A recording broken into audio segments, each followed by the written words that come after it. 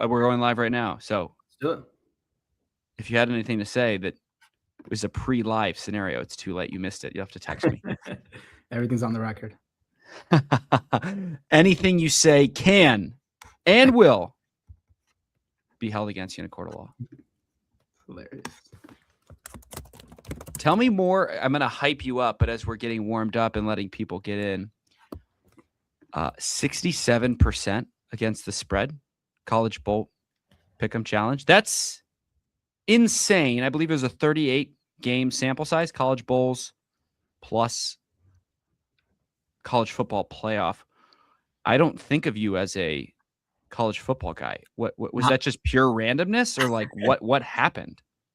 Half random, half a little knowledge from Dot Bets, one of our cappers on Sharp Pro. Oh, give him his flowers. Shout out Dot Bets. I mean, I was just like, okay, well, let me go this side, that side, a little bit of. I took Miami because I was actually in Miami, and I was like, you know what, 8.5, like, come on, it's a lot of points.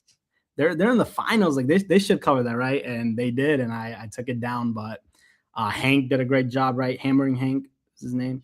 Absolutely. Got second place there, but I had to take first place, even though I was doing a little bit of guessing. Some shout out to Dot Bets, great college guy on our team, and it worked out. Don't ask how, ask if. That's what I like to say.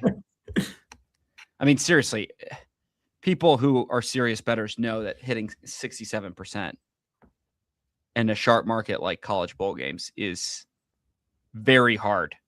So maybe you are a college football guy after all. Or shout out Dot Bets. That guy needs a raise or something. Maybe I shouldn't say that. Shout out Dot Bets. Maybe next year I'm gonna dabble in a little bit. 67%. I mean, that's amazing. So might have to get into it next year. The proof is in the pudding, man. Like, come on. What are you waiting for? The water's warm. I try to focus on just my sports, MLB, NFL, NBA. So I'm like not trying to do too much of random stuff, but I will try out some bets. And if it's good enough, I'll send it out to the members when I'm confident enough. But kind of just been focusing on my 3 major sports right now. But as time goes on, maybe we're gonna check out other things. The market is telling you that they like what you got. So who frickin' knows? So I just sent a message in the Dub Club Discord server to get people going. I'm going to send it around on Slack. I'm going to send you the link to the stream. You should put that in your Discord too, in case people want to tune in. For sure. I just retweeted it on X. Perfect. Are we only live on X? We're live on X and YouTube. YouTube, okay. But people in Discord tend to love jumping on these, so throw it in there as well because people will love to hop on. Perfect. And then I am going to properly launch the stream and give you the introduction that you deserve.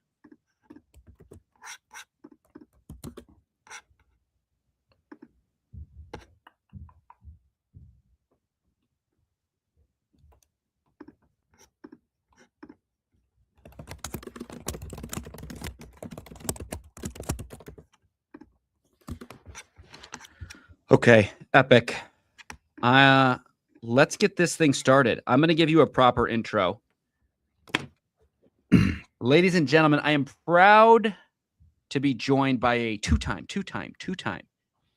guest of the program here at DCTV. I believe last time you were on, it was for a Thursday night football. Tampa Bay.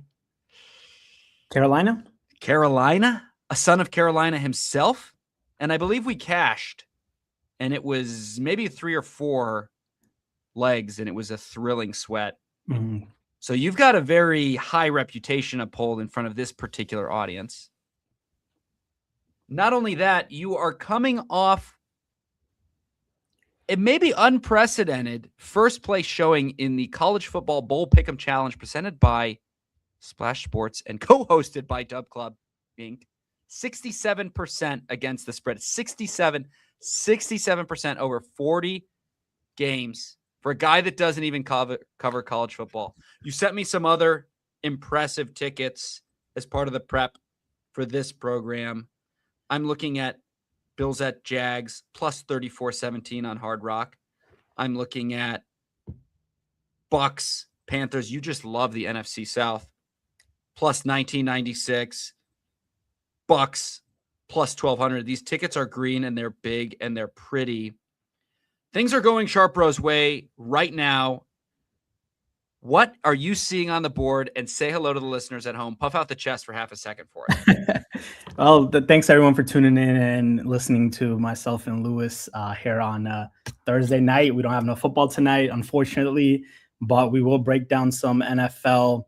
College, shout out Dot Bets once again. He helped me out a lot on making those plays, but a little bit of random too, guys. Sometimes they said it's better to be lucky than good, right? And that's kind of what happened. January has been amazing. Besides that college football championship we took down with Dub Club and Splash Sports, we've also I've personally cashed 7 lottery parlays, one of the ones Lewis mentioned, and a lot for NBA. NBA is my bread and butter. I mean, it's the reason I started doing sports betting, and it's the reason I fell in love with sports. So shout out to basketball, shout out NBA, shout out Adam Silver. But yeah, guys, I'm excited for NFL too. We did really well this NFL season, cashed out a bunch of plays. I'm the lottery guy, but we have 4 other cappers on our team, amazing guys. Dot Bets, like I mentioned, Panda Cat, Scooby J, Hadir. I love all the guys, all the staff members. And, they're the reason this Sharp Bros community is amazing. I know some of you guys are tuned in from the Discord, so shout out to you guys. But I love that everything the people on here have done for the Discord. And, I'm just a small part of it. And I'm so glad. I'm so grateful to wake up every morning and get to do what I love. So shout out you guys. Adam Silver is a regular listener of the program, so please let us know in the chat that you heard Kentown and you're grateful. You really do run a very fun community. Different cappers, a lot of people running around. You're offering a 40% discount to your gold community experience to celebrate and commemorate this DCTV episode. Talk to listeners at home a little bit about what that gold experience entails and what they can expect once they purchase. Yeah, so with our gold, that's all access. You get all my picks, you get all of our cappers picks, and you get to unlock the entire community. I know a lot of listeners behind the screen are saying like, oh, I know everything about sports. I can make all these bets. I can make all these plays, right? Good for you. I mean, that's what you should do.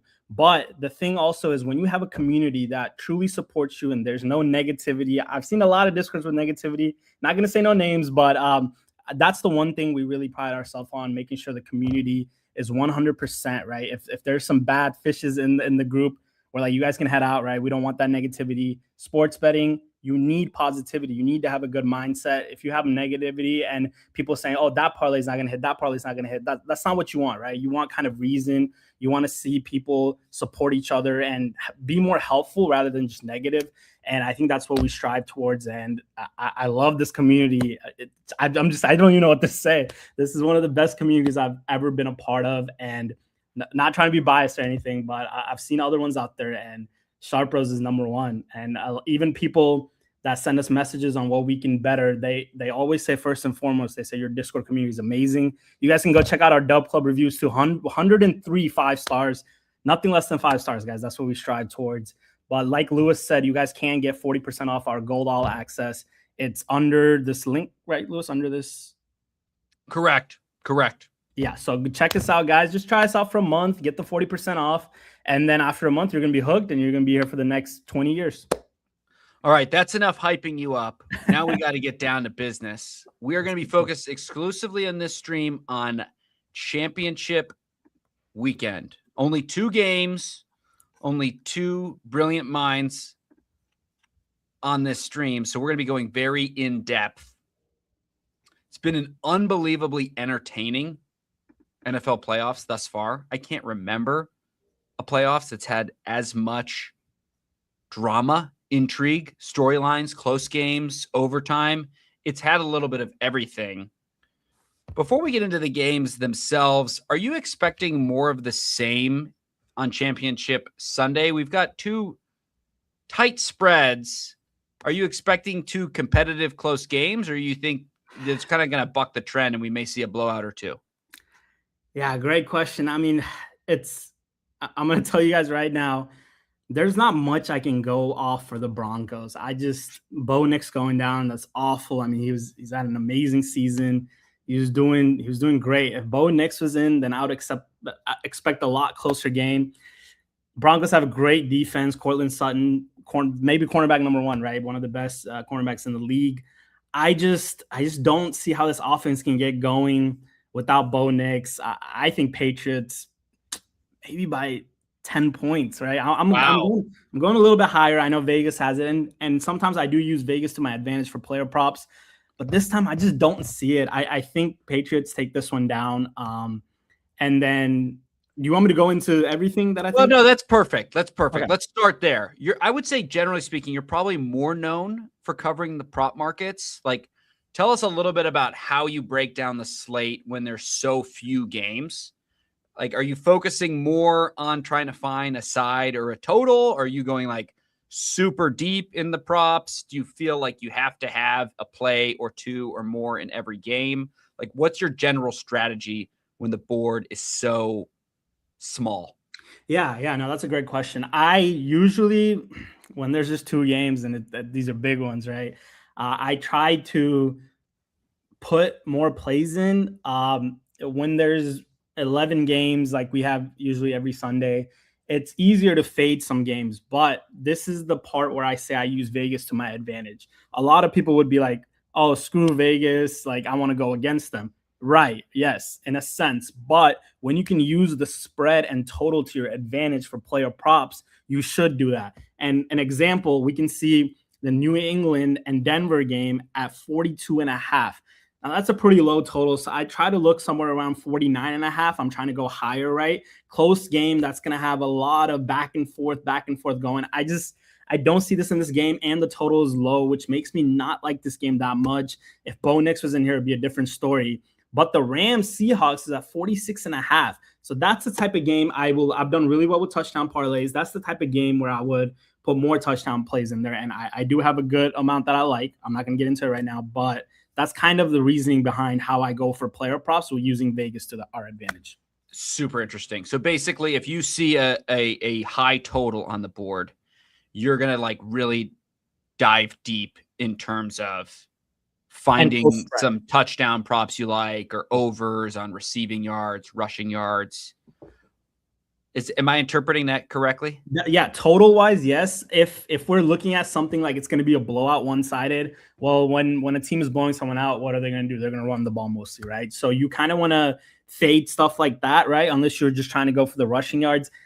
To be honest, right, I like to stick to what I know. I'm not going to sit here and be like, oh, I know everything. I'm an expert at everything. I'm not. I'm going to tell you guys that right now. But I stick to what I know, and I know wide receivers, and I know touchdowns. So that's what I stick to. I've been getting better guessing the team that's going to win. Halftime bets I've done a really great job with for NFL. But running backs has been something that I haven't been great on, but we'll work on that, get better, right? You should get better in whatever you do. But wide receivers and tight ends, bread and butter. So that's kind of what I like to focus on with high totals and close spreads. Love it. Well, let's go straight there because it's a close spread out there in Denver. Obviously, it's hard to kind of cover this game given Jarrett Stidham hasn't thrown a football in a game that matters in about 3, maybe 4 years. With that being said, the Broncos have a ton of talent. The Patriots have not looked great in their first 2 wins.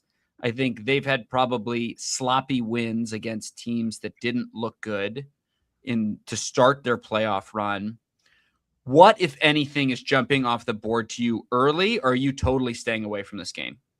No, I definitely want a piece of this game. I think the main thing here being Broncos are not getting much help. Troy Franklin and Pat Bryant, both questionable. Pat Bryant did fully practice.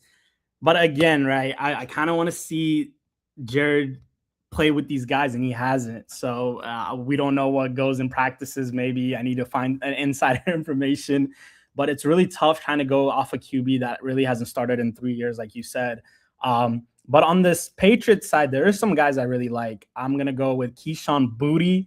Fun name to say. I like him over 36 yards and a touchdown. I think he's in a great spot. And then we're going to go with the big man tight end, Hunter Henry. I like him for 40 yards. I think these two guys are going to do really well. I know Cortland Sutton's a great cornerback, maybe the best in the league, right? So I think he's going to see a lot of Stephon Diggs. So I'm going to stay away from Stephon Diggs on that side. But Booty, Henry, that's what I like in this game. You see Booty's talking a little smack via the press. Did you see that storyline? Sean Payton. I did not, but I need to check that out. I really like him. Sean Payton was talking to the Broncos faithful. You guys are going to have 2 weeks off as we get ready for the Super Bowl. We need you loud on Sunday. Booty says you're going to have more than 2 weeks off. You guys are going to get to go to Cancun. So, I love it. Scream and shout all you want because you're going to have 250 days off. Do you like when wideouts are divas. Wideouts are notoriously loud and proud. Do you like when they're in the press talking smack? Does that give the DBs a little bit more bulletin board material to try and clamp them up on Sunday? Is there any world in which Sean Payton's like, we want to take Booty away because he's talking like this? Or it's just like, it's on Instagram. I don't even account for it in my actual analysis. Yeah, so I mean, first of all, I love Booty's confidence. I love players that are confident and talk smack as long as they back it up. But I think, you gotta clip that right there. I love Booty's confidence. That's going straight to Instagram Reels. I just love saying the name. You're gonna get in trouble with your girlfriend. Don't have one, but it's all right.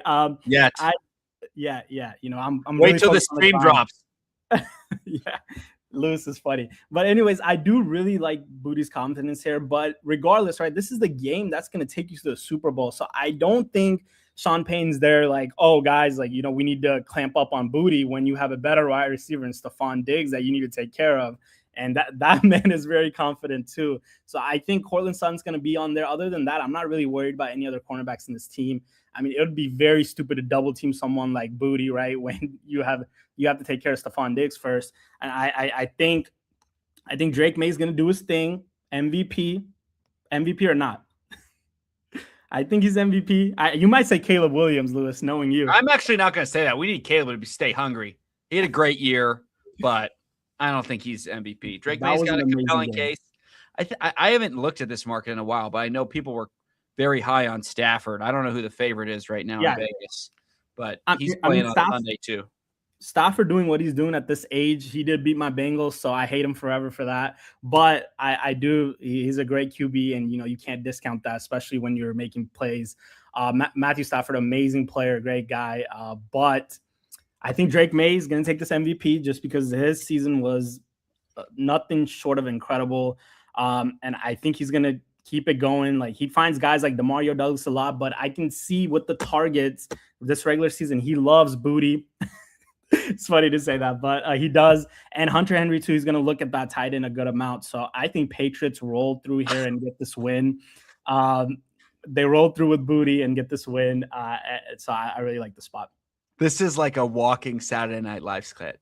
Drake May, he loves Booty. He loves tight ends. This is major problem. We got to get the AI clipping this thing immediately and send it straight to SNL or something. You know what's so funny? There's a market for everything. I was scrolling through Instagram and I'm worried where this is going, by the way. No, this is a family program.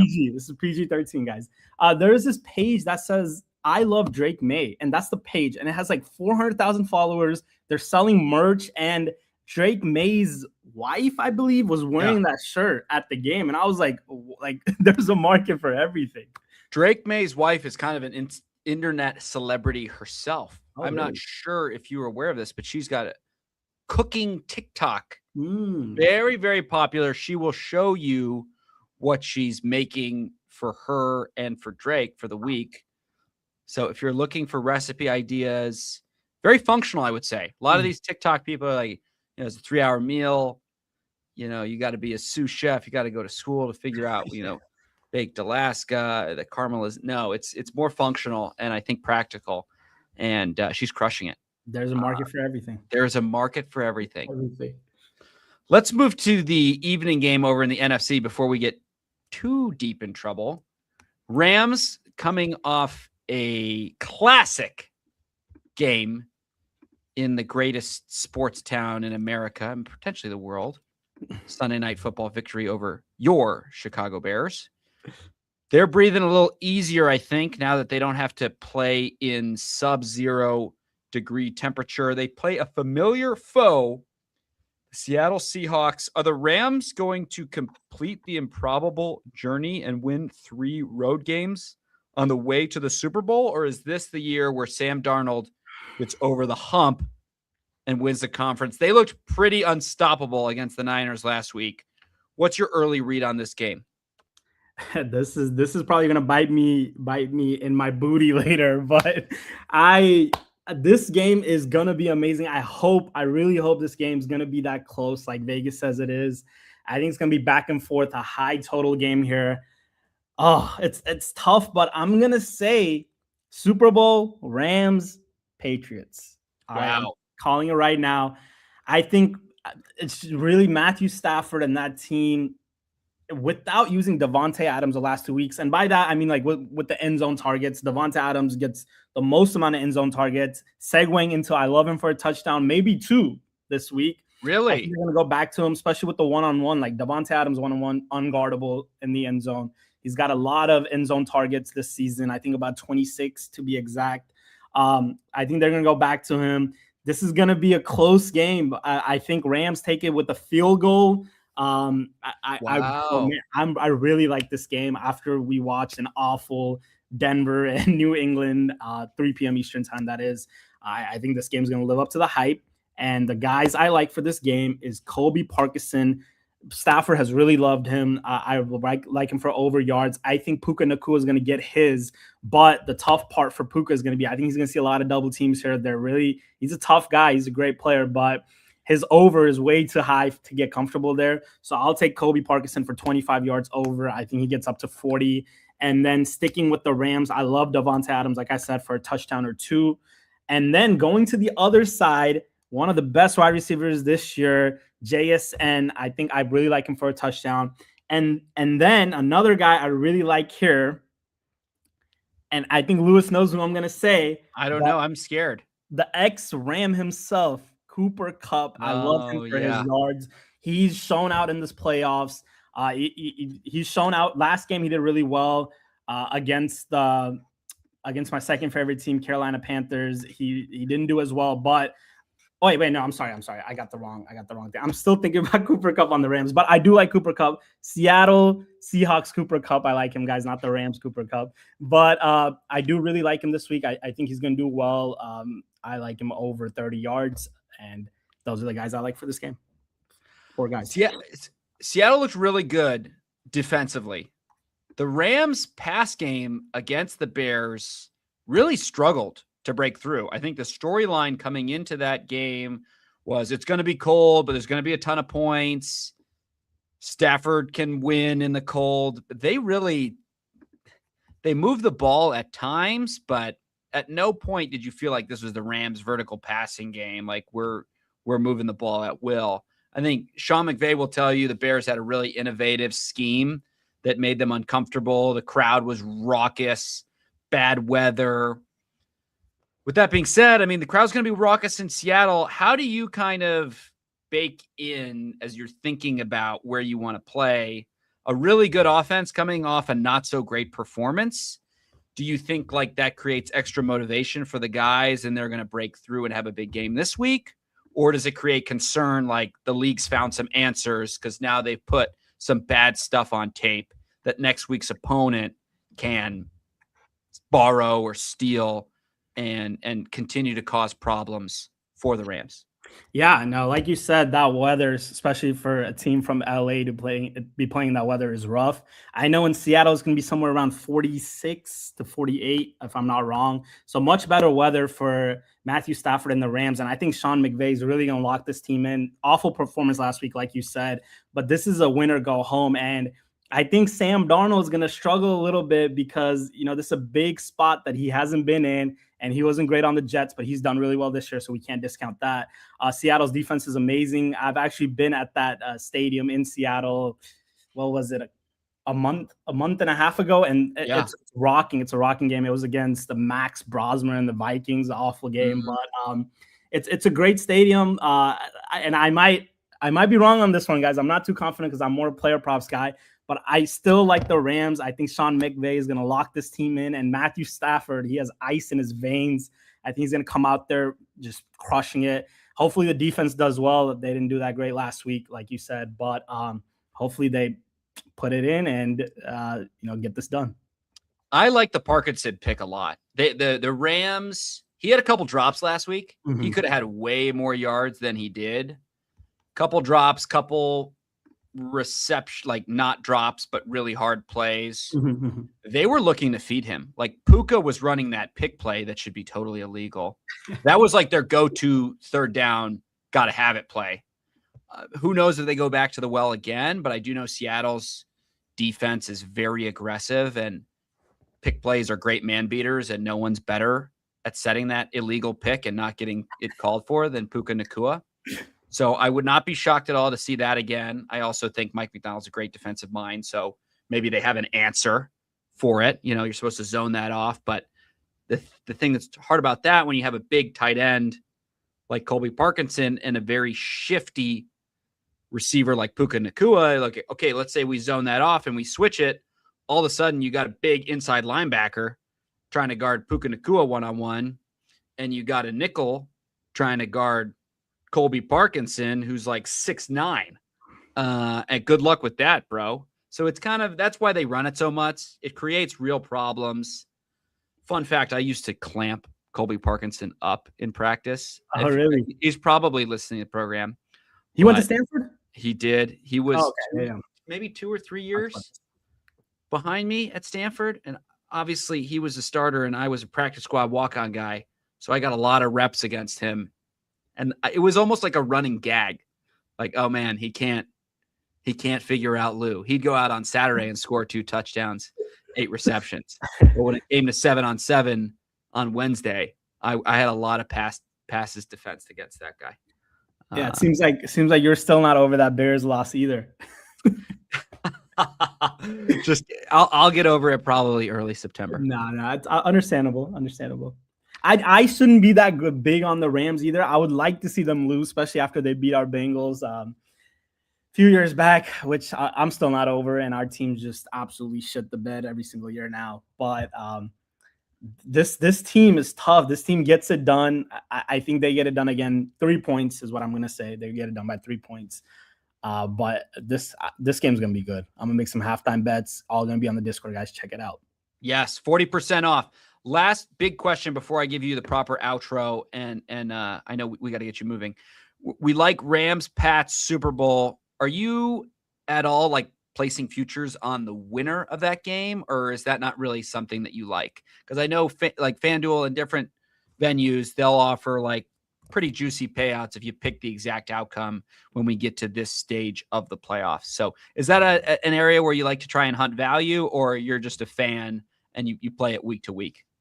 Yeah, so I actually had a plus, what was it, 30,000 or 3,000?